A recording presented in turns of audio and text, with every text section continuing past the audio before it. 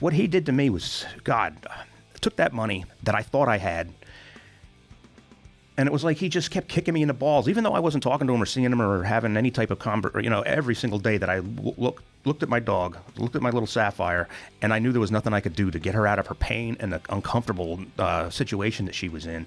Felt like I failed her, and it was just a kick in the balls every single time I came home from work and I saw her again, losing more and more of her mobility and stuff.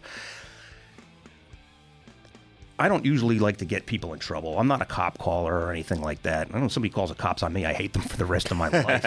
But what he did to me is deserving of my speaking up and getting law enforcement involved and everything.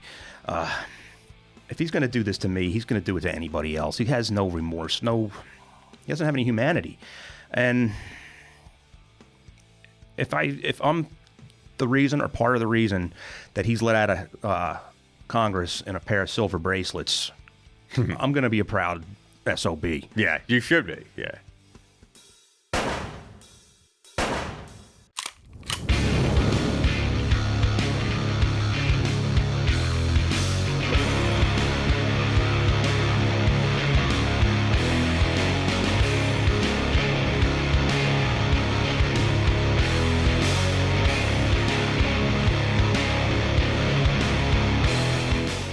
From Omaha, Nebraska to New York City, from planet Earth to extraterrestrial life in space, a podcast with no equal, engaged in unconventional warfare through your speakers and headphones.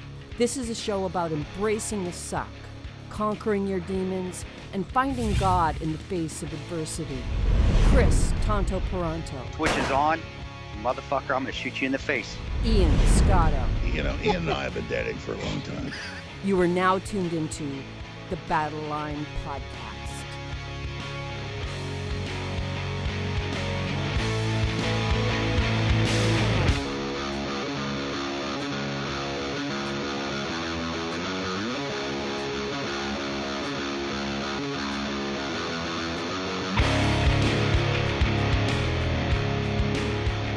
The Switch is on, Battleline podcast, and yeah, you might be like, this looks different. We're in studio. We're back at Gotham Podcast Studio, or at least I myself. I am Ian Scotto. Chris is doing his speaking engagements, but they've moved locations, so everything looks different. I originally went to the old location, and then I walked here. And in studio with me, very important guy, Richard Osthoff, Navy veteran, disabled Navy veteran. And I actually, for the past month, since I spoke to you a month ago, I've kind of teased out this interview because anybody, I think locally, knows about your story slightly. Like even when I walked in here to the studio, I mentioned it. And people are like, oh, I heard that story, but I don't think people have heard it from the very beginning. So I really appreciate you coming in and doing this. No problem. Thanks for having me in. Absolutely. So yeah, that would actually be a good place to start. I mean, people do know, of course, what happened with you, the $3,000 from George Santos. And I always feel like I have to stand here, like, allegedly stealing $3,000. You haven't gone to court, but it's like you have the text messages to back up everything. You have the receipts, as they say. But I'd love to get into, like, how you came up as a kid in New Jersey, what inspired you to join the Navy, because we love getting to the backstory of that stuff. Well, my father served in Vietnam, and he was on leave at one point. I think it was during 1971, and he went to Sydney for, I guess, a week's worth of leave. And he met my mother over there. My mother's an Aussie citizen, and a couple of years later, they were married, and I was the result of that. My grandfather was also in the Army. He was a career Army guy. He was like a command sergeant major, I think, when he retired from the reserves. So it was in my blood. I used to always run around out in the woods when I was a little kid with camouflage on, spying on the other kids and stuff with binoculars. And so I always wanted to be in the military. And I got out of high school. I was working for Six Flags Great Adventure for 4 years, I think, in the warehouse. And it was just same grind every day. I was smoking too much pot, and I figured I needed some discipline in my life. And it was about time to join. So my father, you know, he worked up in North Jersey, and he had a lot of recruiters that he knew from the VFW that he hung out with and stuff. And he kind of forbid me to join the Army and the Marines because he's like, I don't want to hear you complaining about being dirty and crawling around in the mud and stuff like that. So he talked to a recruiter up in Woodbridge or Island, New Jersey, and it was a Navy recruiter. He was a chief. I can't remember his name. It was 20-something years ago. Yeah. But, he got the ball rolling for me, and that was the only branch. The Navy was the only branch that would guarantee me that they would train me to be an electronics technician. So that was, and that's what you aspired to do. That's what I wanted to do. I used to pull apart electronics and stuff when I was a kid. I got into, I think when I was 16 years old, audio amplifiers for cars, and I was buying them broken. People would fry them, hooked up too many speakers to them and stuff. So I would buy them cheap and I'd fix them again. I'd go to Radio Shack, buy all the resistors and capacitors I needed, and I would build them back up. So I was already really good at soldering and all that. Nice. So when they told me, hey, yeah, we can guarantee you that you'll be an aviation electronics technician, and they're like, sure you don't want to be a nuke? I was like, I don't want to be on a sub. No. Tight spaces. I like to be outside. So I went into boot camp in May of 98. That was fun. You have like good stories? Yeah, boot camp was fun, and it also sucked at the same time, It was like anything. I mean, it was probably the most proud moment of my life when I graduated from there. I even had a ghost story from boot camp. We had a service week where we all worked in the galley, my whole division, my brother division, and I was the galley yeoman. So I had to take care of everybody's medical things, just basic welfare for all the other guys that were in my division. And it happened to also be the week that they had a Navy-wide galley inspection. So we weren't wearing our usual uniforms. We were wearing our dungaree pants, and they gave us T-shirts to wear every day. And the T-shirts had to be washed every single day. They didn't want stains when the inspectors and stuff came in. Yeah. So me and one other guy, we were down in the basement of the old galley in Great Lakes, Illinois. And we got away with sleeping. Oh, my God, you only get 2 to 3 hours of sleep sometimes a night in boot camp. And we were down there all by ourselves in this basement with one washer and one dryer. And he'd sleep for 2 hours, and I'd kick him if somebody came down the door. And I'd sleep for 2 hours, and he'd kick me. But every time we were awake separately from one another, we started seeing shadow people running around through the halls. And so it was freaky. Do you believe you saw actual ghosts, or you I think don't know what just the explanation a is? lack of sleep. I mean, not getting sleep deprivation. When I got out of boot camp, I slept for 3 straight days. Wow. I didn't even get up to go to the galley. I was that tired. And that's the only thing that really I hated the most about boot camp was just being so tired all the time, falling asleep on the next guy in front of you in the chow line. So yeah, I did that, went to boot camp, and then they shipped me off to Pensacola, Florida for my A school, my aviation electronics tech school. I was there a year, I think, at least. Went to my first command after that in New Orleans, VFA 204 River Rattlers. I was an F-18 squadron. We mostly had F-18 Alpha Plus models. It was the electronic suite that they had inside of them. I was with them for almost 5 years. I was in that command when 9/11 happened. I was actually a collateral duty police officer, and that morning we were going to the range to train up a bunch of the reservists that we had coming in. And we're sitting in a ready room drinking coffee, just shooting a shit. And that was when we found out, a helicopter hit the World Trade Center. We didn't know anything happened. We all went down to the range, which was like 20 miles away, and then as soon as we got there, turn around and go back. Did you? Because I remember where I was on 9/11, and I was younger than you, so I was in high school. But it's so weird how the world has changed, in that I don't know if it was like this for you. Like, terrorism didn't even enter my mind. It was like, oh, was it a drunk pilot or something? Like, were you of that mindset of like Middle East terrorism, or? Not when we were sitting in the ready room waiting to hit the road to go to the driving range, the pistol range. Yeah. I had no idea really until we turned around and went all the way back to the base what was going on. I mean, we were listening to the radio, but I had Howard Stern on. I was just laughing the whole time. And which we'll get into that connection later. Oh, yeah. I was just listening to Howard on the way here. We can talk about that, but yeah.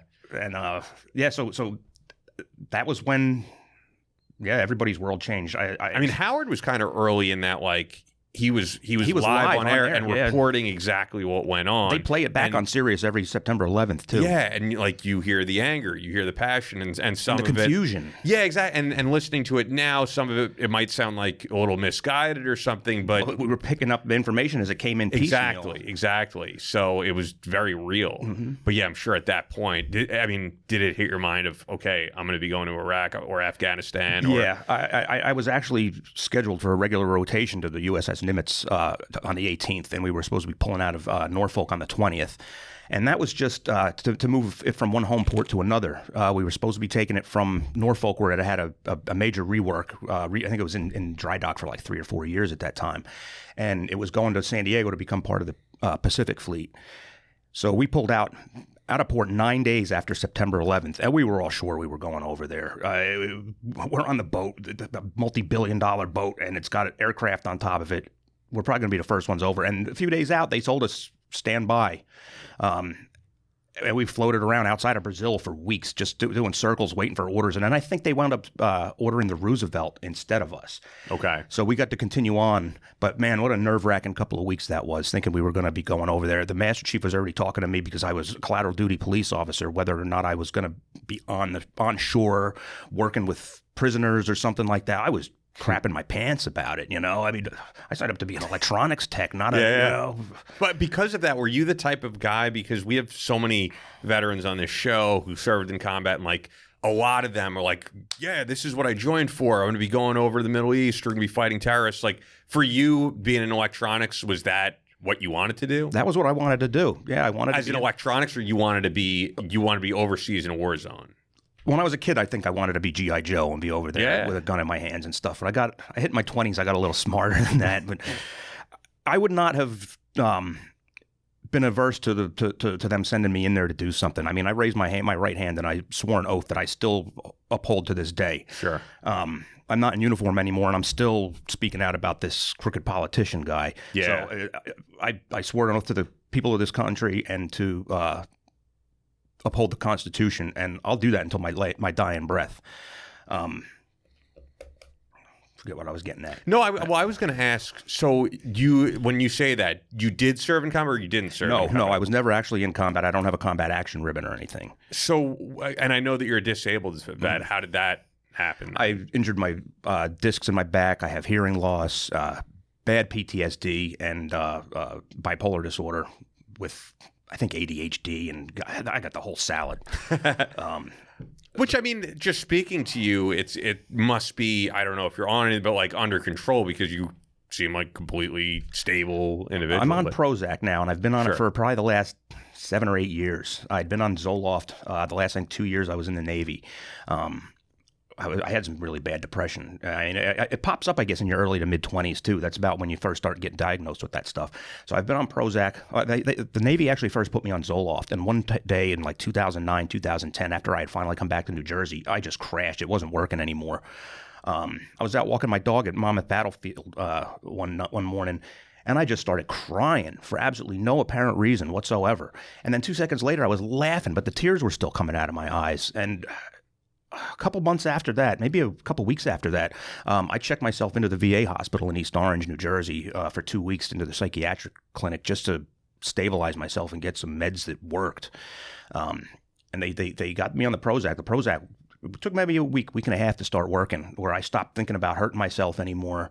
I didn't just want to have a permanent nap. But they were trying also to get some mood stabilizers into me, and unsuccessful with every single one of them. They either gave me strange, like, nervous twitches and stuff like that. Yeah. One of them made me bleed. Every time I'd blow my nose, I'd start bleeding and stuff. So we're just on the Prozac now, and the Prozac definitely keeps me safe. Was it something in the military that you think drove mental health issues? It's extremely stressful. Granted, I wasn't in combat or anything, but it's still a very, very stressful work environment. Just the things you have to do from day to day, and that's sitting out there on the Nimitz for 2 or 3 weeks, just floating around in circles. That was some scary stuff, you know. I might not be cut out to be a Marine, but, you know, I was very, very, very, very nervous. Yeah. And I think that stress, just the stress of boot camp, I still have nightmares about boot camp, about being caught sleeping or something like that. I still wake up. I fall asleep on the bus or the train. I wake up in a snap, like, oh my God, I'm about to get cycled. I'm going to be doing push-ups for this. And then I realize I'm 47 years old, and that was years and years and years ago. But it seems like getting on the right medication for you was a positive thing, because there's been veterans on the show that have been like, I should never have been prescribed that. I should have stuck to healthy, natural remedies, and I'm glad to be off that stuff. But then there's also people like you who are like, I need to be on this. I'm not my best when I'm not on this, and everybody's kind of individual. I was suicidal for a long time. I only did 7 years in the Navy. I wanted to do 30. And it was mostly because of my medical stuff. And I was really a heavy drinker at that point, too. So I got in a little bit of trouble and stuff. And they were like, look, you're going to keep getting in trouble. You're seeing too many doctors and stuff. We're sending you home. I was distraught. Yeah. I felt like I lost my best friend, my mom and dad. Your purpose. Yeah. I didn't know what the hell to do. And I was already suffering through depression and stuff at that point. I think I was out. I got out in 2005. I was out in Whidbey Island in Washington State.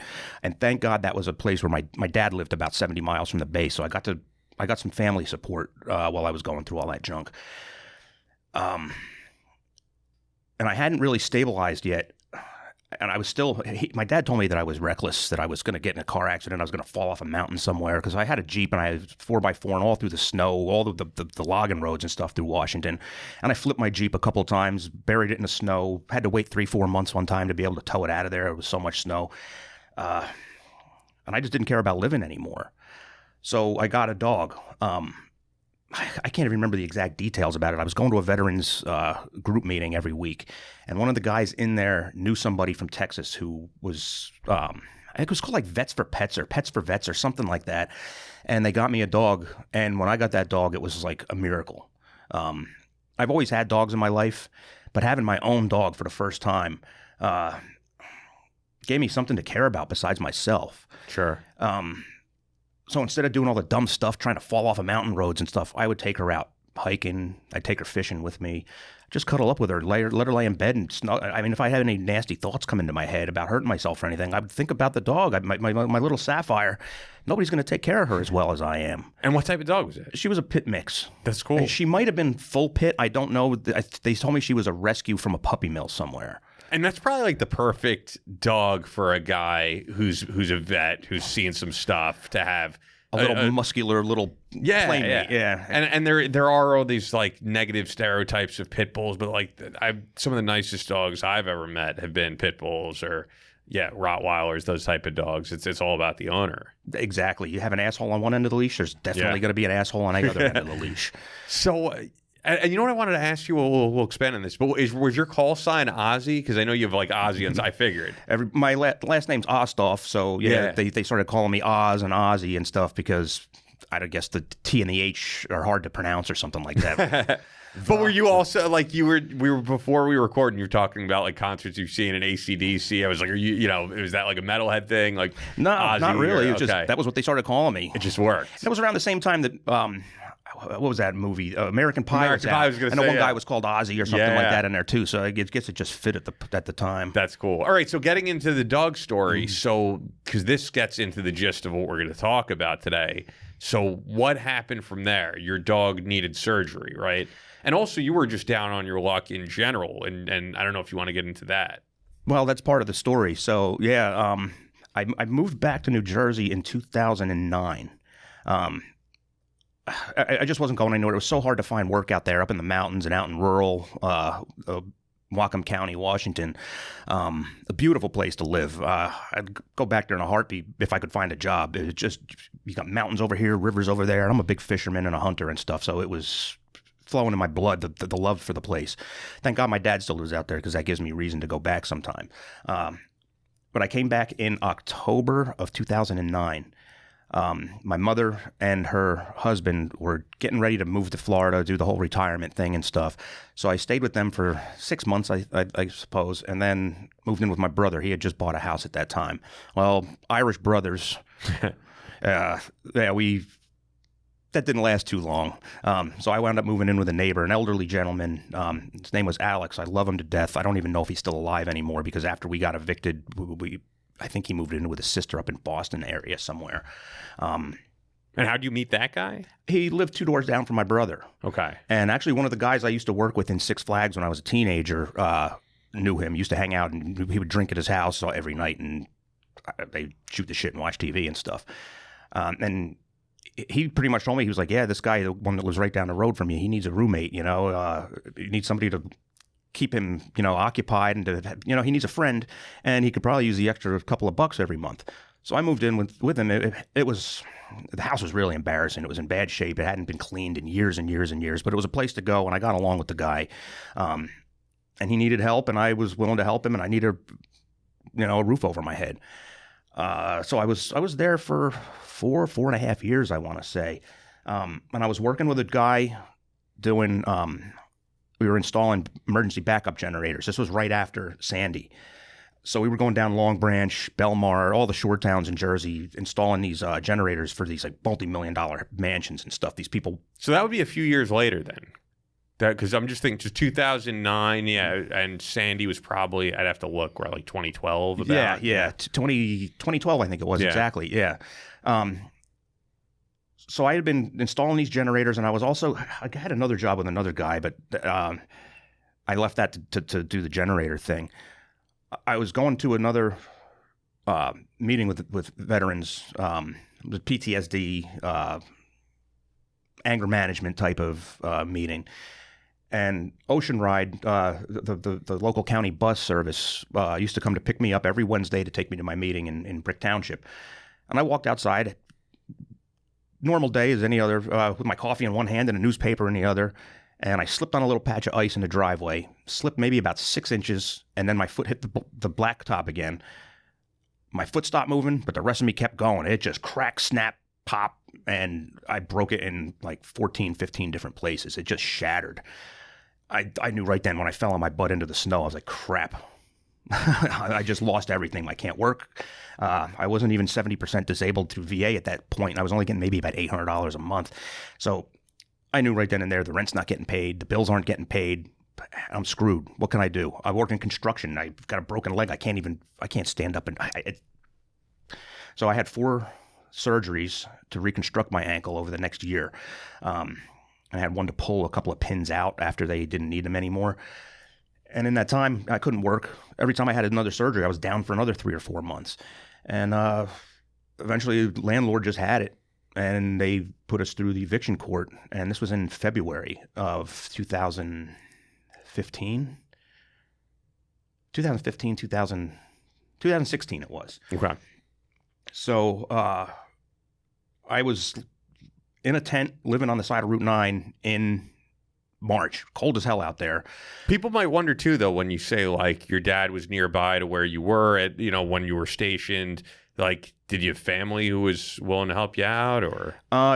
Well, I didn't really have too much family that was left in New Jersey at that point. My brother was here, but I told you before, we were sort of fighting a little bit and stuff. My mother's living in Florida, and my dad lives out in Washington, and I'm too proud to ask people for help sometimes. You know, and do you think they would have? I don't know. Yeah. I mean, trying to get me into a house and stuff, that costs a lot of money. You know, I can't ask somebody for thousands of bucks. It's not something that's in my nature. When I was a kid, I used to feel uncomfortable taking Christmas and birthday presents and stuff. Yeah. You didn't have to buy this for me. I'm sorry, you know. I'm sort of like that too. Yeah, no, I know what you mean. It makes me feel strange. Yeah, I agree with that. So I was there. I was too proud to beg, at least family members and stuff anyway. Yeah. And before we even got into the tent, before we were evicted, the dog had a little tiny bump growing on her rib cage. I brought her into the vet before I even broke my leg, and they were like, look, it's not big enough to risk anesthesia. Put her through that. She's 9 years old already. If it gets much bigger, we'll consider taking it out of there. But, you know, when I got evicted and stuff, I just lost a train of thought, lost everything. I didn't have any money. So I watched it in the tent, growing and growing and growing, getting bigger by the day. And the vet was like almost right across the street. So I brought her back. And the vet was going out of business. He was about to retire. He didn't want to take payments, over time. So he said, look, I can do this for $3,000, but you have to pay me up front.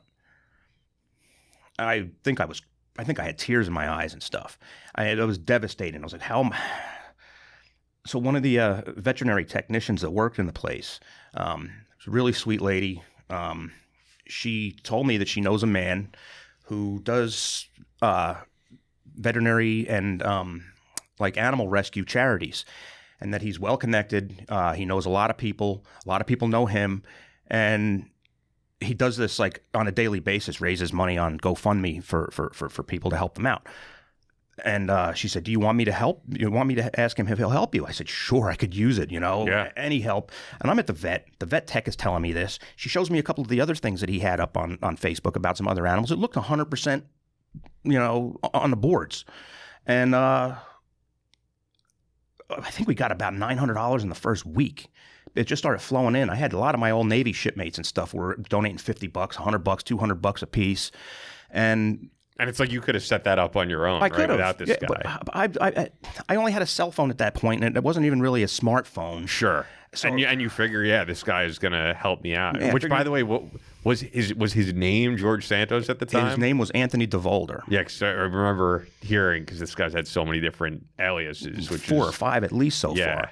Like sure sign of a criminal. Mm-hmm. Zabrowski. And his roommate actually said that he used that name Zabrowski when he would do his GoFundMes because he lives in Long Island and there's a lot of Jews in Long Island. And if you're a Jew, Jews will donate more. And he said he was Jewish when he ran. Yeah, so no, going from there though, because I definitely want to get into the whole thing. So yeah, you have hundreds of dollars coming in, which turns into thousands, right? Turned into thousands, and we had a goal of $3,000 set, which would have just been enough to do what you needed to do. We brought it right in and had it done. And what, it was cancer, or what was it? It was a fatty cyst called a lipoma. Okay. We thought it was cancer at first, but it turned out to be a thing called a lipoma, Lipoma, I think. But it had a lot of veins in it and stuff, and they said if they didn't do it the right way, she might bleed out. Okay. So we were, the $3,000 came in. I had actually moved out of the tent, and I was living with an old friend in his basement for a couple of weeks when the money finally had come in. And he just kept stonewalling me when it came through. He didn't want me to see my vet anymore, the one that quoted the $3,000. He said, well, if it costs any more than $3,000, if it goes over because she's on the table for longer, I have a working relationship with this veterinarian office, and we can work out any extra money, And I think he was all just BSing me to just keep stringing me along. And I really think that he enjoyed the stringing me along crap. And was he on the phone with you, or these emails? Most of them were emails at first. I had a little bit of a falling out with the vet tech. So I decided I was going to go one-on-one with him. She was acting as the middleman for the first few months this was going on. I never even spoke to him, never sent him a text message or anything. So I finally got his phone number from her, and we started texting. We spoke 2-3 times on the phone, I think. And 2 of the times were just arguing back and forth. Now I'm just wondering, by any chance, I don't know if you would know, do you think the vet tech might have been like in on something with him, or you think she had no idea what was going on? I don't want to get into her situation too awful much. Sure. I have a feeling that he had been scamming her too. Okay. I'm not 100% sure. Yeah, we don't know. Yeah. With your situation, we do, because you have the text messages. So, okay, so you started arguing with him over what? I was getting really, really just upset and frustrated about everything. He wanted me to go to Long Island to his vet. I don't drive. How am I supposed to get up to Long Island?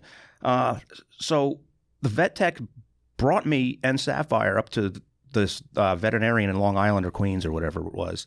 And before we left, Santos, Devolder at the time, said that he was going to reimburse me for the ride up there for the gas, tolls, and food. And he wanted my routing number and my bank account number. I can't believe I actually gave it to him now that I'm looking back on all this stuff. But I waited. It was a couple $100 going up there. I filled up her tank, and she had it was a Jeep with a big tank and stuff. And it wasn't like I had a place that I was living at the time, so it wasn't like I was destitute. So you were fixed. You fixed that situation of living temporarily. Okay. Temporarily, I went back out on the street after a few months after my dog had passed away, because I got a new dog, and the guy I was living with was abusing the hell out of her. Oh wow! While I was at work and stuff. So I went back into a tent with the new dog for a little while. I'd rather live in a tent with my dog than have somebody picking on her. Yeah, of course. So back to what was going on there with the original with Sapphire. Right. So we went up to do the thing in Long Island. Came back. Money never came into my account like he said he was going to. So I approached him about that. I'm like, look, man, I need this cash. I don't make much money. I'm working in a deli and I get like $800 a month from VA. And he just kept stringing me along and stringing me along and stringing me along. And it seems now that he was enjoying the whole thing. He enjoyed like hurting somebody. Like it was tickling some sick little nerve in the back of his head somewhere. And it was, I think he was getting aroused over, hurting another human being. Yeah. So I finally just got completely fed up with him. And I told him, I was like, you're mining my friends and my family and my dog for money for yourself.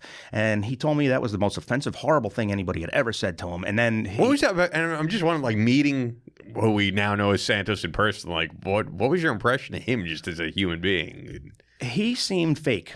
Yeah. The first time I spoke to him on the phone. And he's a really young guy. So at the time, he's in his mid-30s or something now. I think he was in his mid-20s back then. Which is kind of interesting in itself, right? That's who's helping you out. A guy that young, too, it might seem a little bit strange, right? I didn't know. Yeah, and he looked really young in his Facebook pictures because we were friends while we were raising the money on the fundraiser. And I wound up blocking him and everything at the end because, I was just so ticked off at the whole situation. But he used like a picture where he looked like he was probably about 20, 18, 19, 20 or something like that for his Facebook picture. So that was why I never really recognized him when he first started showing up on the news. But we went back and forth for about 2, 3, 4 weeks arguing. He started telling me things like, oh, well, I'll come and pick up the dog and take it to the vet myself, but you're not coming around. You're not coming along. We help out animals in need, not needy owners. And then he said in another text somewhere that, don't forget, it was our 501c C3 that got you the money faster, and that but you didn't get any money, right? Didn't get any money. Yeah, didn't get anything, and that was all lying. He was never a 501c. He was just pocketing everything. I think he might have helped a few animals here and there. God knows, just to keep his scam running, so he seemed a little bit more legitimate. I'm sure I'm not the only one that he did something like this to. Hey, hope you guys are enjoying this interview with Richard Osthoff, Navy veteran. Man, I thought this was a mind-blowing interview. The fact that I was able to get him to come in studio, and I didn't even have to pull him to do it in any way. He wanted to come in, and I love doing in-studio interviews, and I really felt like this was a mind-blowing interview, and hopefully it gets some attention in outside media outlets. I would think it would, because everybody is hearing about all the stuff with George Santos, but I haven't really heard a long-form interview like this with Richard Osthoff. So once again, Richard, thank you for coming in. Thank you to all you guys for checking this out. And before we continue, I got to let you know about who keeps us going, who keeps Battleline Podcast doing what we do, and of course, Bubs Naturals, the best collagen protein out there. They also have their apple cider vinegar gummies, the MCT oil powder, and now they have Bubs Brew as well, their own coffee. So Bubs gives back 10% to the Glenn Doherty Memorial Foundation, which is helping the families of veterans. And for those who don't know, Glenn Bub Doherty, who passed away in Benghazi, Navy SEAL. Bub was an adventure seeker, a river guide, skier, Ironman competitor, fitness fanatic, chef, gardener, handyman, and an epic storyteller. Saved lives, and he was the life of the party and became a best friend to all who knew him. And that spirit lives on in Bubs Naturals. Check out their stuff. It's bubsnaturals.com. Use the promo code Battleline, and you're going to get 20% off. That collagen protein is what you're going to need for workout recovery.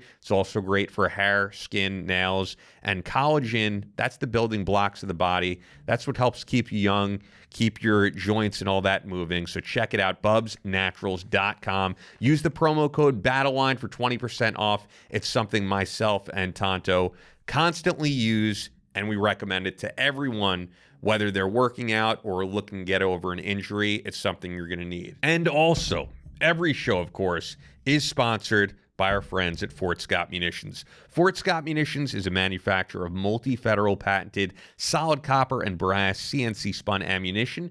It's designed to tumble upon impact in soft tissue, leaving devastating wound channels for faster bleed out and quicker incapacitation. This ammo was originally developed to innovate and improve on the standard of military-grade ammunition design. It was found that not only did the TUI ammunition outperform competitors in the self-defense industry, but it quickly became apparent that it would be a top contender for hunters and shooters alike. With the ammunition being CNC spun, the tolerances are some of the tightest in the market, ensuring that you receive the same results with every pull of that trigger. Fort Scott Munitions is available throughout privately owned businesses in all 50 states, but you can use our discount when you go to FSM.com. Use the exclusive promo code Battleline, and you're going to get 15% off your order.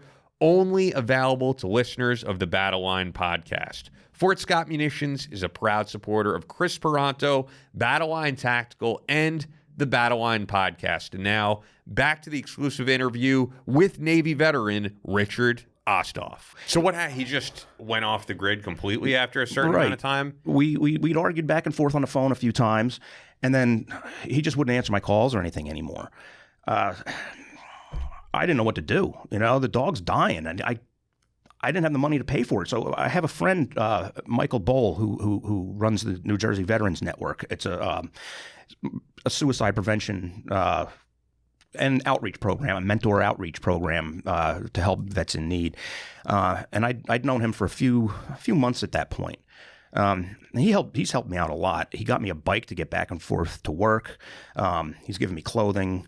He actually just a couple of weeks ago paid my current dog's vet bills so that I can get another dog from North Shore Animal League. They had to have all their booster shots and stuff taken care of. But I went to Michael and I said, look, man, he's a Marine Corps veteran, and he's also a retired Union Township police officer. And running a charity, I figured, he can help me out. Talk to this guy, talk some sense into him, see what we can do. And he didn't want to hear from him either. He stonewalled him and pretty much told him to go F himself. He said the dog is not treatable, so the money's going on to another animal in need. And these are personal friends of yours donating some of this. Right, almost all of them were. Wow. I mean, I had it on my Facebook page, and everybody that I was friends with on Facebook pretty much shared it. And I mean, some of them I didn't know by name. I think they were a friend of a friend. But they of a weren't friend. donating to some animal that they never heard of. No, they all knew who I was. It was people I went to grade school with, and Navy buddies, and family and friends and stuff.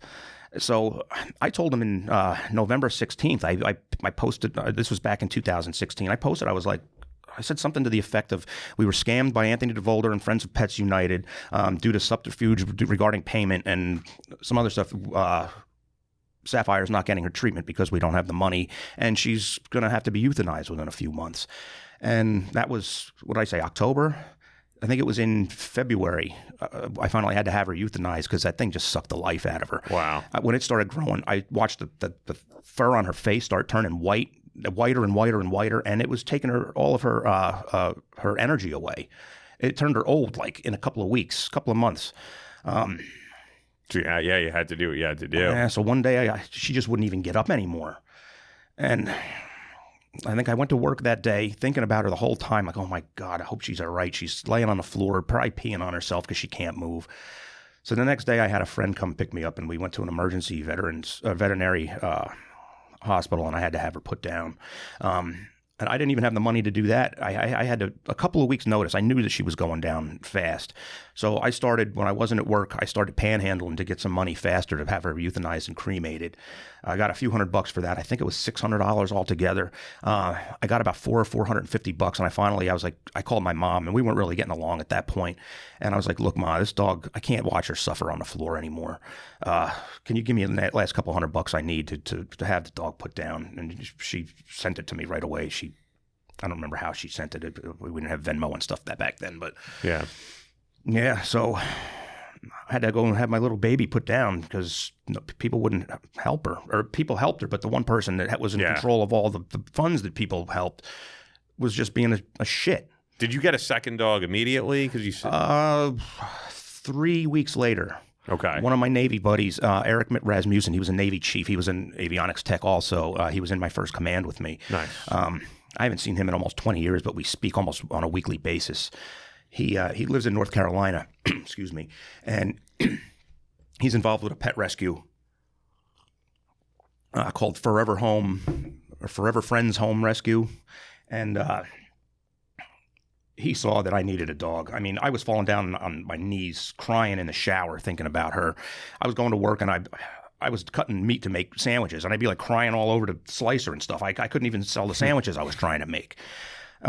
So he was like, look, he's like, I think we got another little buddy for you here. She's another little red pit bull girl, and her name is Hardy Ruby. So I'd had a sapphire and an emerald at that point. Yeah. So I was like, yeah, right, that's my dog. That's cool. So within a couple of weeks, they had a ride scheduled to bring her up from Virginia Beach to New Jersey for me. And she was a timid little thing. Even though she was a pit bull, she was really scared. Somebody had abused the hell out of her for the first year or two of her life.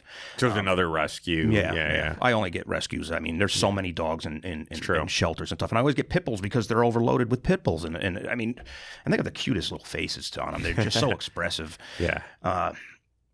And I need a strong dog that can sense when I'm going crazy, when I'm starting to get a mood swing or something like that, or when I'm having a nightmare, that can put their weight on me and let me know that, you got to stop what you're doing. I'm here. Pay attention to me. And that's usually all it takes. That's cool. Dogs are amazing. I can't have a little dog because they can't get my attention like that. An 80-pound pit bull, they get on top of your chest. You know they're there. Yeah. No, dogs are incredible. So the crazy thing about Santos, right, and about this whole story, and it blows my mind, right, is the lack of vetting, the fact that he got to the point that he has now. So I live in his district, right, and he ran against, I believe it was Swazi. The first time he did in 2020. I don't know who he ran against this last time. Yeah, no, it was someone who people hadn't really heard of before, right? Because it was a new. Yeah, Swazi, I think, was running for governor or something. I believe this shows like how little I'm like everybody else who got duped by who is this guy? You know what I mean? Because it's like I don't follow everything so closely, and I didn't know much about the guy, but I do remember him running. And I feel like when he ran in 2020, he didn't have this whole backstory. Because I did see his campaign stuff, and he was just like, I'm a young Latino, I've worked in finance, and I love Trump, was like his whole thing.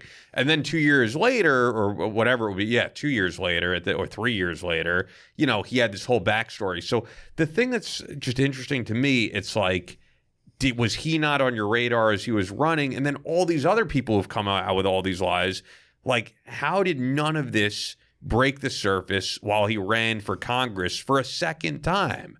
That's the mind-blowing part about it to me. And also it's like, if any of this was out, the Republicans would know right away, we can't run this guy. And if the Democrats were to hear this before the Republicans did, they'd be like, we have a field day. We could run amazing campaign ads. We could have you in a campaign ad talking about your George Santos story. Like, how did all of this come out after all the voters got duped and this guy gets in office? That is a really strange thing. I think a lot of it had to do with using two names. He did all the crooked, evil stuff in his past as Anthony Devolder, and now he thinks he's going to have a clean slate with George Santos, and it worked for a little while. But you didn't, so you say how he was younger at the time. You didn't, and you're in New Jersey, so you might not have seen as many campaign ads. I hadn't seen anything about him until he was on like CNN and stuff in December after he had won and all the lies were coming out. And even then I didn't recognize him because he's probably about 50, 60 pounds heavier than he was than when I saw him on the Facebook page. I knew the guy from somewhere. I just couldn't put a finger on it. And it wasn't until in the beginning of January, he had a stream of reporters following him around outside the front of the Capitol. And one of them asked him, are you George Santos today or are you Anthony Devolder?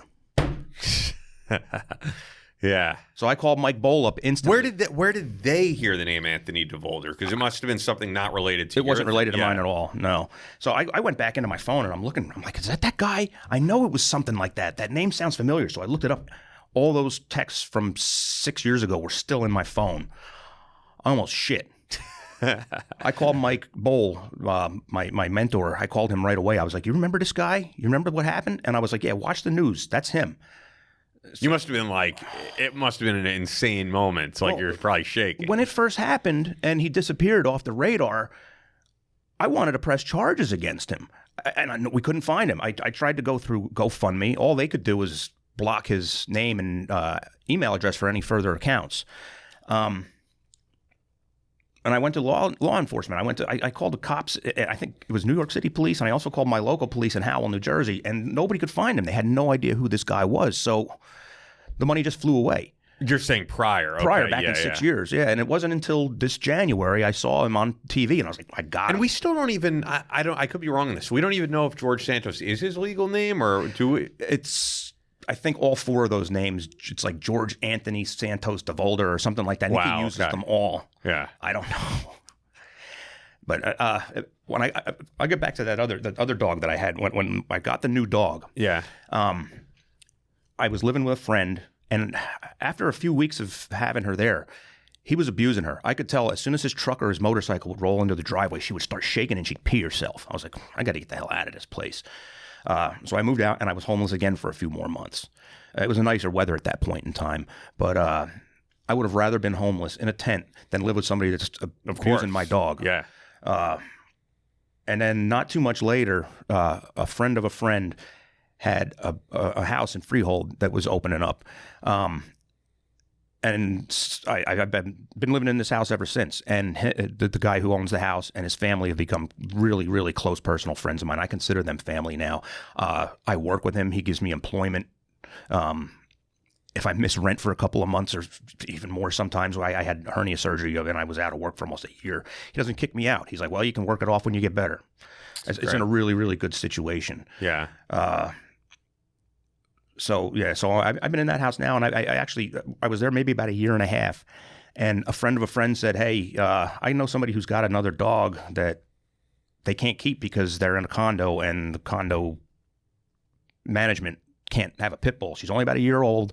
Do you want her? And I was like, you know what? The dog that I have now, when I leave the house, she's got such bad separation anxiety. She's chewing on the walls. She's chewing on my doorknob. She's ripping my sheets and stuff apart. So I got my new little Diamond, her name was. So now I've had an emerald, a sapphire, a ruby, and a diamond. Yeah. And I haven't had a chewed up doorknob or a wall since. So you mentioned the North Shore Animal League thing. Is that a third dog? That's going to be a third one. Do you think that's, because I just wonder, like, from your perspective, is that good for you to have that many dogs? Because the amount of money that goes into that, the food for all three dogs, if God forbid another hospital type of issue happens, I mean, I'm wondering from your, financial perspective if it makes sense. I can't turn down the offer that I got from North Shore. Yeah. I was listening to Howard Stern 3 weeks ago after my story broke, and Beth Ostrowski, his wife, came on. Yeah, and now Beth Stern. So Beth Stern, Beth O. Stern, I think they call her. And they started talking about this Bella the pig story about a pig they were trying to rescue. I did hear about that. That was so sad. And then it is, but it's that's also kind of like, it's an interesting one, right? Because of the fact that most people in America are eating pigs, and I know they're very intelligent animals, but people are going to be less sympathetic to that than I think like your story. It's just how we are. Sleeps in somebody's bed with them and stuff. It's just a culture thing. So she also asked Howard. She was like, "Well, can we talk about that veteran that got scammed by Santos?" And he's like, "Yeah, that's a common story. It's out there. Everybody knows about it." So she was like, "Oh, good." She's like, we at North Shore, we're looking for him. If anybody knows him, knows how to get in contact with him or anything, we'd like to get him another dog, another puppy. That they probably didn't know you had two already. I don't think they did. But my other dog, my oldest one, she's about 9 years old now, and she's probably not going to be with me for too much longer. Yeah. She's blind now. And she was too timid to be trained up as a service dog anyway from the beginning, just because she had been abused. The younger one that I have now, she's about 5. And she's still acts like she's 5 months. She's too crazy to train. So I really could use a dog about a year, 2 to 3 years old that can be right into a training thing, so I can actually have one that knows how to react to me when I'm having my breakdowns or whatever. Yeah. So I called North Shore right after I heard that on the radio, and they got back to me by I think about 10 o'clock that morning. And they gave me such a good offer. They said, "Look, from what you've been through, we don't do this for anybody, but you're a disabled vet. Your story broke everyone's hearts in this office. We're willing to give you another dog, adoption fees waived, free lifetime veterinary care, and we'll also give you drastically reduced veterinary care for the 2 dogs that you have currently. And with one dog that's 9 years old now, there's no way I could turn that down. Yeah, absolutely no way. And one more little heart in my life to love me and to love back. a little bit more food isn't going to break the bank. North Shore Animal Use is a great organization, too. It's actually right by where I grew up. I grew up in Manhasset, and then I lived in Port Washington. And that's where they are, right? Port Washington? Yeah, Port Washington. I mean, it's like, I think, the largest no-kill shelter. They're known worldwide. Like in the country, right? They've got affiliates, I think, in every state, too, that they work with. Yeah, they're amazing. I mean, if I were to get another dog, I think I would go there. It's been many years since I've had a dog, but at least for me, I need to be kind of like more stable, at least for with what I'm doing right now. I do a lot of like part-time stuff like this and my other podcasts. Because it's a big responsibility. And that's also why so many of these older dogs end up in shelters, because people don't realize the responsibility. And they have a dog a few years, or in some cases a few months, and they're like, I can't handle this. And they don't know how to train a dog, so they think it's a bad dog or something like that. Yeah, and you can't do that to a dog. No, the dog's going to learn how to behave itself eventually. They want to learn from you. Yeah. They know that when they do things that you want them to do, you pet them and you praise them, and they want that. Did you ever think of going into working with animals? Because you obviously have a passion for it. I wouldn't mind it. I never thought about it, but I wouldn't mind it. You'd probably be perfect for you. But so what do you think's going to happen to Santos here? Because it's one of those strange things. I understand how politics is, and I understand how like just the two-party system is a mess, and I talk about it all the time. And I know we're not going to get into politics and all that, but the right and the left are both getting so much further and further away from each other. And the Republicans on their end, what I think sometimes people don't realize is these people in Congress, all they are is a vote. And it's like, they're going to vote with us, so we need a guy in that seat who's going to vote with us to get some bills over the top, to pass some things that we want. And if we have a Democrat in that seat, it's going to screw up everything for us.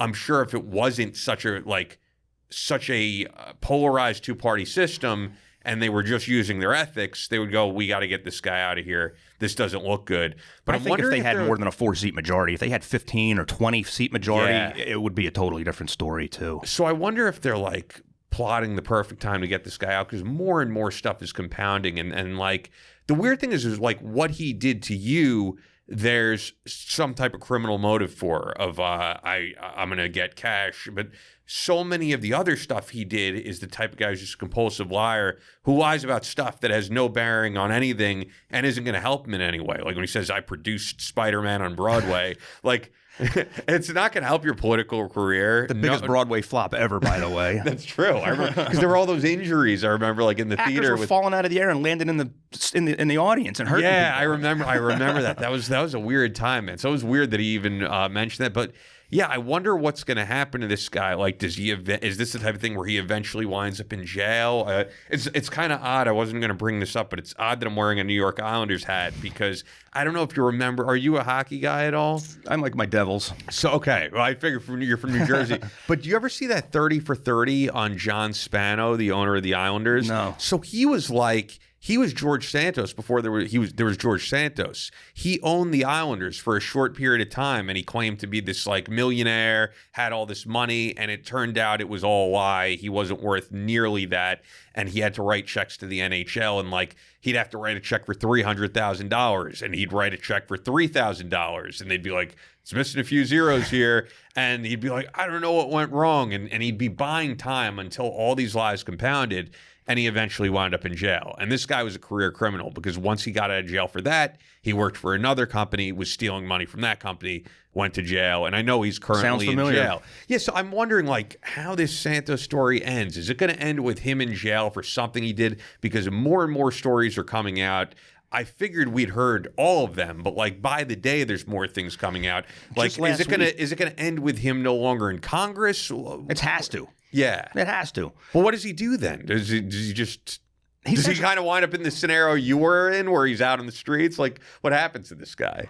He's gonna be, behind four walls, I think, at one point in time. He either needs to be in jail or in a mental hospital. Yeah, because there's obviously not something right with him, but. Above all, he needs to sit in a room for a while, a couple of years, and think about what he did. And he doesn't, the lack of remorse and also the lack of any shame. Like I've even seen on his Twitter that how John Lovitz did the impression of him on SNL. And anyone else would be like, let me just not talk about this. Most people wouldn't have done what Santos did. But he's tweeting John Lovitz saying like, that was a horrible impression of me. And I think he still thinks he's like a celebrity to some extent, and he is because we're talking about him. But like, this isn't what you should want to be known for. No, you're infamous, And not famous. Exactly, and I think in his mind, he proved that you could fake your way to the top. And I'm wondering if the thing that's going to fuck him is going to be how his campaign funding, because that seems to be the big thing. He had to raise hundreds of thousands of dollars. $700,000. Yeah, to campaign, and we don't know where that money is. Russian oligarch. And that's another thing that he's laughed off. Like, he's gone on, I think, with Matt Gaetz, and he said, like, well, I know I'm not getting it from, like, Ukraine and China, like Joe Biden, or, but, like, we haven't heard where that money came from or why he got that money. Yeah, it makes you wonder too. Like, we had this guy, Corey Lanus, on the podcast before. He goes by a call sign because he's done hacking for the U.S. government. He's a guy I know who's actually a Navy veteran as well. But he's spoken about how, like, the reason China or Russia will sometimes fund candidates is not necessarily because they love those candidates. It's they want to create a distrust in the system. They want to disrupt the system. Yeah, and maybe they would have funded a guy like this to prove, like, hey, your democracy, the way you run things over there, yeah, you don't vet anyone. And it's like, man, I've had like maybe one time in my life of doing radio where I've been duped by a fake CIA guy. I've talked about it for this guy, Wayne Simmons.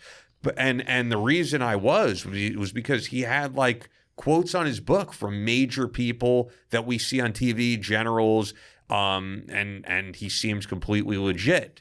But I do my due diligence when I have people on. Chris, is not here. Like, he does his due diligence when we have people on.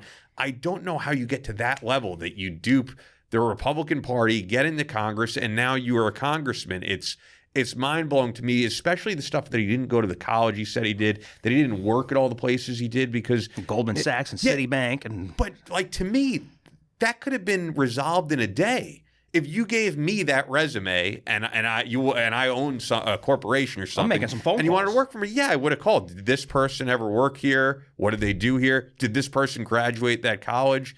I mean, I'm pretty sure if I gave someone my resume and I say I went to Hofstra University, I worked for SiriusXM, it would be pretty easy to verify all that. I don't understand this whole thing. It's mind-blowing to me. If you were working somewhere else and they turned up a couple of weeks later that your whole entire resume was BS, you're on the road. Screw you, get out of here, liar. Absolutely. And like, we're not making as much money as Congress people are. He's making almost $200,000 a year.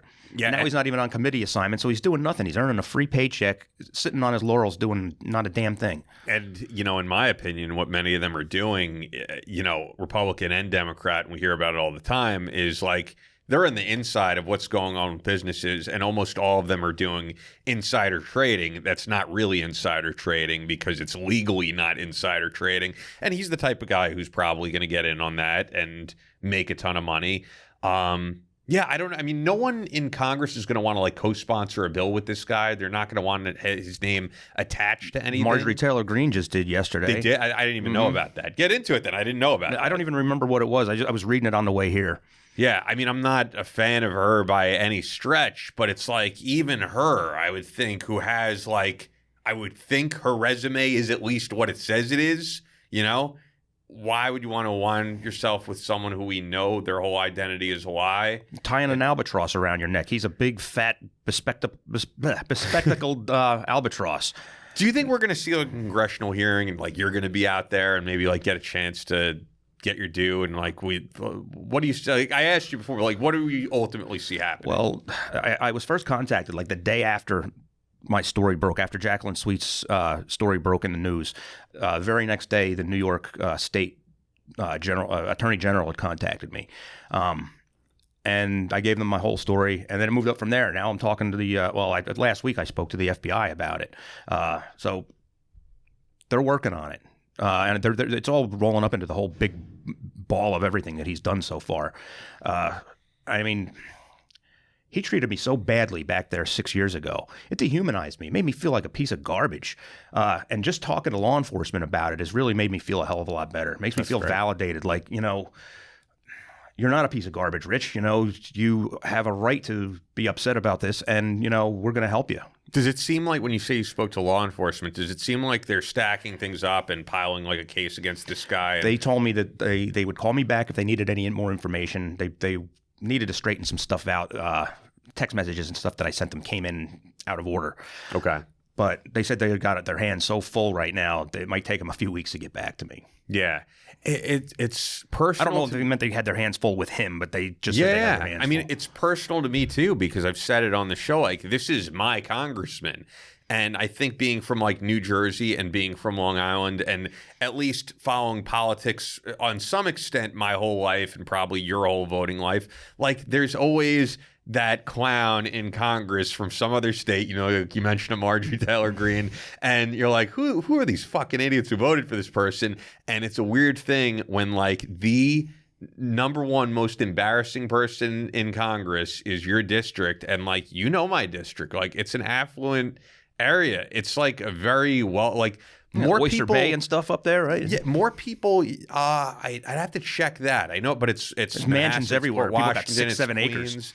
Yeah, and I mean, more people. You mentioned 9/11. More people from my town died in 9/11 than I believe any other town, at least in New York, because it's all these people who work in Wall Street who commute from Manhasset, Port Washington, Great Neck into the city, the hedge fund people like that my parents knew, like Chris Quackenbush, who I knew. And yeah, it's pretty crazy that we voted this guy in. And I think as a whole, like, this district is really embarrassed. And I know that overwhelmingly people are saying this guy needs to be removed from office. And from what you're saying, even more than that, he needs to go to jail. He just, Jacqueline Sweet, the reporter who actually took my whole story down, and she's been breaking a lot of stuff about this guy. She lives right up there in Long Island too. So, you know, she's an expert that I guess a reluctant expert on him now. She just broke another story the other day about him stealing $15,000 worth of puppies from Amish breeders and then having a puppy adoption event somewhere in Staten Island like the very next day. He's getting $300-400 a piece for these puppies and stuff. Wow. So he went out to Amish country, wrote bad checks to these Amish purebred breeders, and then bounced the checks. They never got their money, and then he went and made extra money off these dogs the next day at an adoption event. And I don't think the owner of the pet store got any of the money either. There was something weird about writing a check to him, and instead of writing it out to Friends of Pets United, he wanted it written out to Anthony Devolder instead. And then he crossed out Friends of Pets United when the guy gave him the check, and he wrote his name in there, and the bank accepted it anyway. That's crazy. Yeah. And you probably saw it, even on the statement he wrote about your story. Even his statement, he wrote stuff wrong. Did you see how he said, everything is a typo? It's not a typo. Yeah, and you're a congressman. But it was like, and Chris said it on the show, he mentioned like maybe a Freudian slip where he said, I'm trying to think of what he wrote, because he said, instead of like rescued, he used a different word, or right? He said something about saved 2,400 dogs and 800 cats or something like that. I don't know if that's the same thing you're talking about. I'd have to but he used a word that I'd have to look at the tweet again. I'd have to find it. But basically it was the wrong word to use. And yeah, I don't think he saved any animals. I think everything in this guy's life is a lie.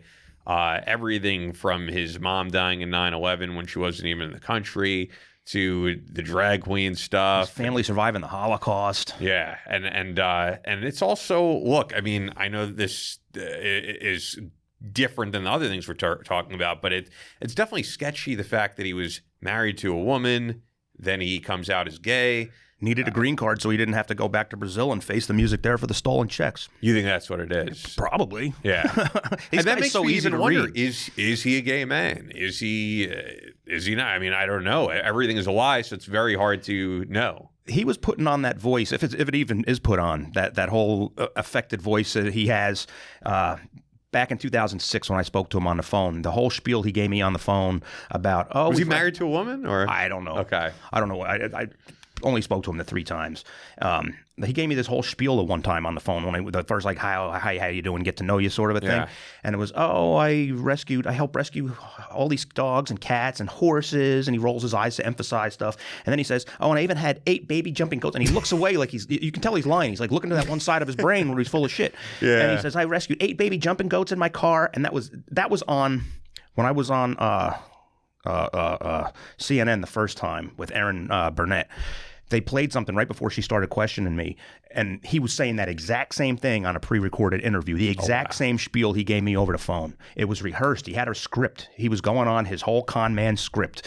Just extra nice, extra, I want to call it flirtatious almost. Yeah. Just to suck me in and get me to believe him, his whole story.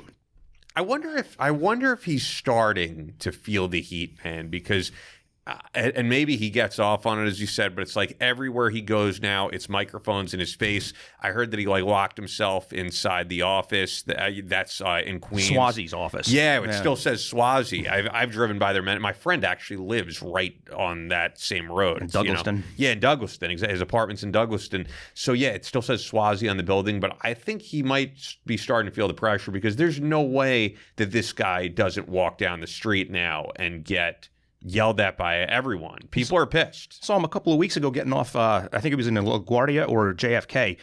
Did you see him, or are you saying you saw it in No, video? this was on the news. Yeah, I saw that. And you had some just random Joe screaming at him, con artist. Yeah. He's got to be getting He's that probably everywhere. getting that out. Yeah, exactly. He's probably getting that everywhere, but maybe he likes it. Maybe he likes being a villain. Attention is attention. Yeah. Just to a narcissist, it doesn't matter if it's bad or good attention, I think. Yeah. So what's important to you is just getting this, because I was very happy that when I originally called your father, because he was the Richard Osthoff that I found and then got me in touch with you, that you were like, yeah, let's do this. Let's go in studio. What's important, you getting the word out as much as possible that people know this, because I think probably when it was just the first few lies piling up, there were a lot of people who felt like, who really cares? Everyone in Congress lies. I'm not surprised. But as things get more and more over the top, we realize, no, this isn't like a lie that politicians tell where there's something based in reality and they blow it up. This is a guy whose entire life is built off a resume that is entirely false and who screwed people over in the process. And I'm sure we're going to hear other people come out like you, who maybe in time might live in other states, who he's not on their radar, and then they might be putting the pieces together. Maybe someone will hear this interview and go, I remember work with Anthony Devolder, who lost all this money for me. So, what's your purpose of this?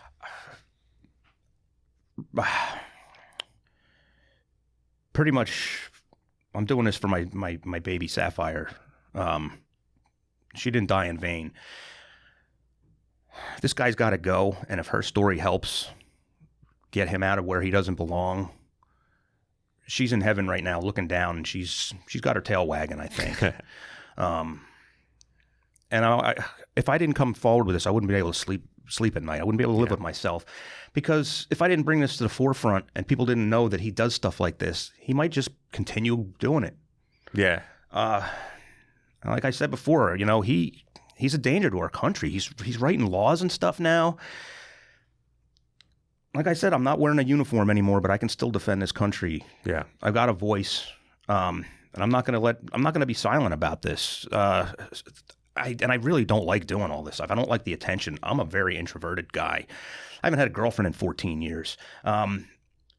Rarely have people at my house. It's just me and the dogs, very solitary. So being out here in the spotlight, doing all these interviews and stuff, having cameras in my face all the time, it makes me swoon sometimes. It just dizzies me. And I mean, this is a very calm interview. Yeah, that's why I was even telling you. This is as casual as it gets. I didn't sleep last night, even though I knew it was going to be. Which is funny to me because, people, and I've heard that before, and it's so funny because I've interviewed so many guys who, they're open about it, have either killed in combat or been shot in combat, and it's like they're nervous to do an interview. And I don't know. For me, this is, I think because I've done it for so long, but also I would feel the same way as you if it's like the type of thing where you're talking about possibly going on Chris Cuomo, which I know that fell through, but just as an example, and you have someone in your ear going we got to be out in 10 seconds. And I like doing this long form stuff because I learned so much about you, and just reading the article, I don't know why you were homeless at that time. And I don't know what took you so long to come forward. A lot of people think that a homeless person is homeless because they're alcoholic, drunk, or a drug addict or something like that. And they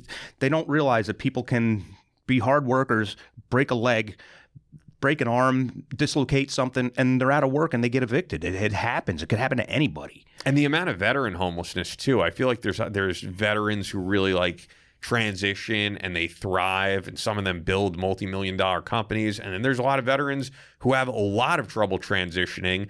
I mean, we've had veterans on the podcast before who were like brilliant writers who have gone on to write New York Times bestsellers, and they say when they got out of the military, like they couldn't even drive like delivery for Domino's because people look at their resume and they go, "You're overqualified," but they can't find anything. So I either got that or I couldn't deal with the people I was working with.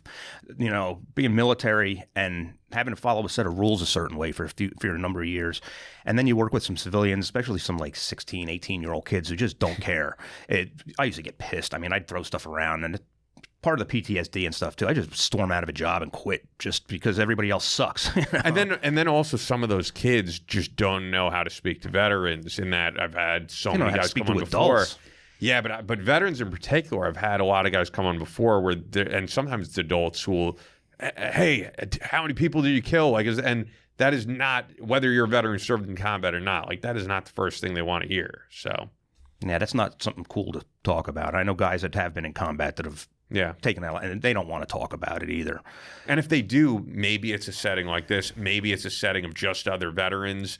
But yeah, in like a regular job setting, that's not what they want to be known for. Now somebody coming up, "Hey man, I heard you were in the Marines. How many guys did you kill? Did you ever tear anybody's ears off and wear them around your neck?" They don't want to answer questions like that. Yeah. Makes you feel like a heel, you know?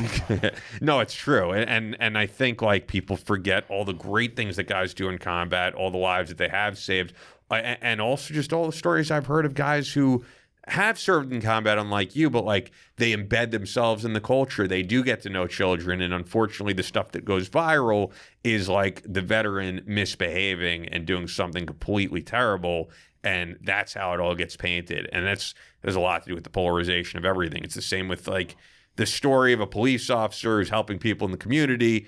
That's not going to go viral. It's the guy who's abusing his power. That's what goes viral. So the stuff that's interesting.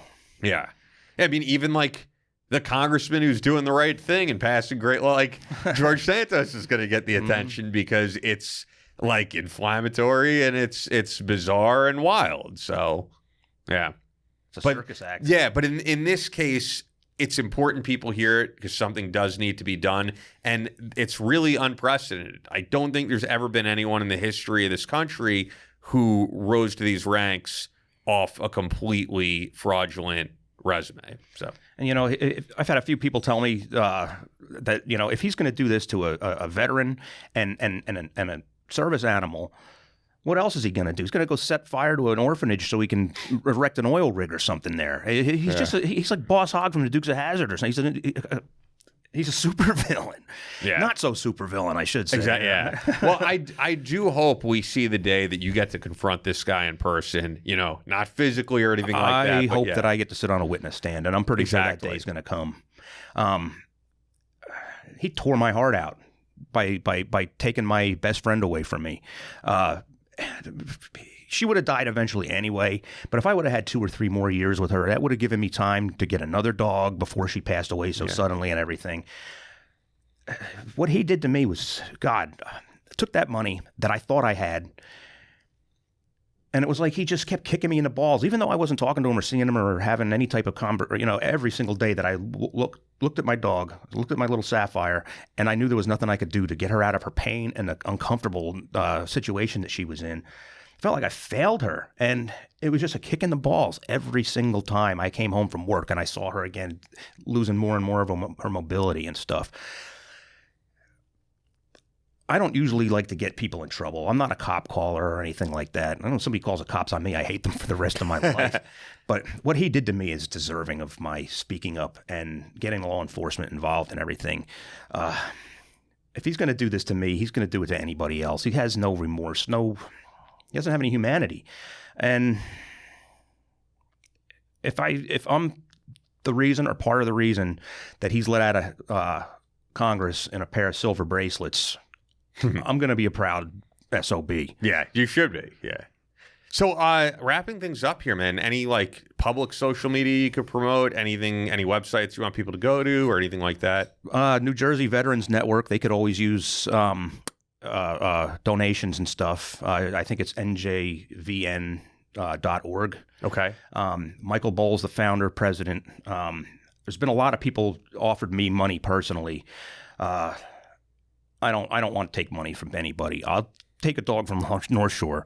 For the record, I did not offer money for this interview. I'll take a dog from North Shore because that's something I need. That's part of my therapy and that's good for my ongoing mental health.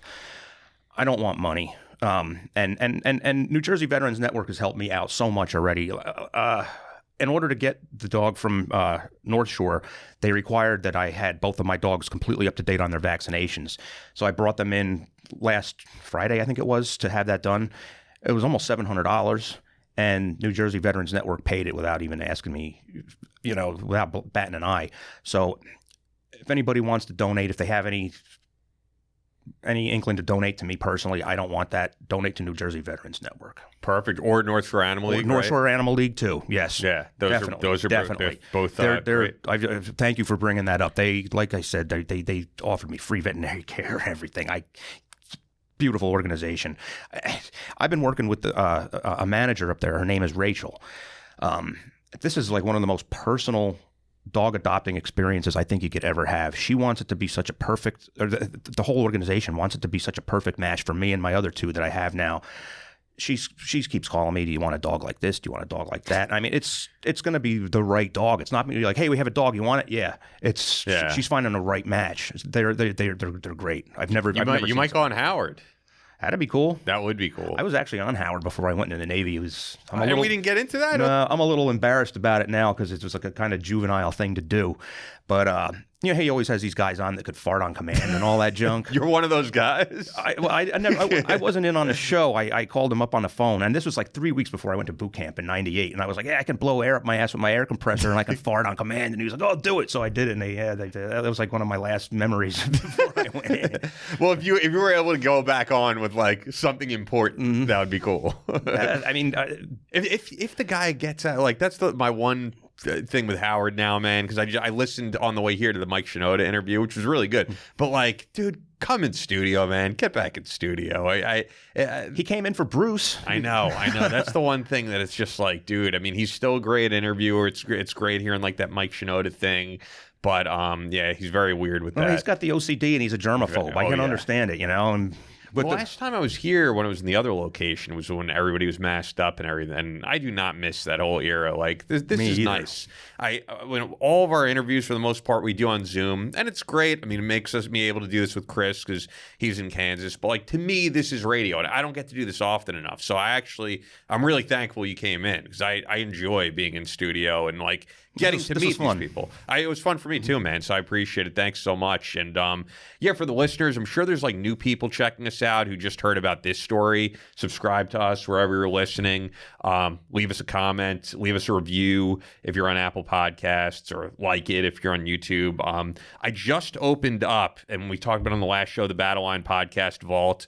We're doing like small merchandise runs. We're going to do some more things as we carry along here, but right now we have pins up. They came out really good. Actually, I have one on my backpack over there that I'm not going to grab, but it's just battlelinepodcast.etsy.com. So like beyond supporting our sponsors and all that, if you want to keep us going, if you're someone who's listened to us for the past 3 years, or you're just hearing this episode, that stuff helps us really expand the podcast, get great guests on, like Richard Osthoff, have us be able to do stuff in studio more often because we got to pay for that. So, all of that's important. So check out battlelinepodcast.etsy.com.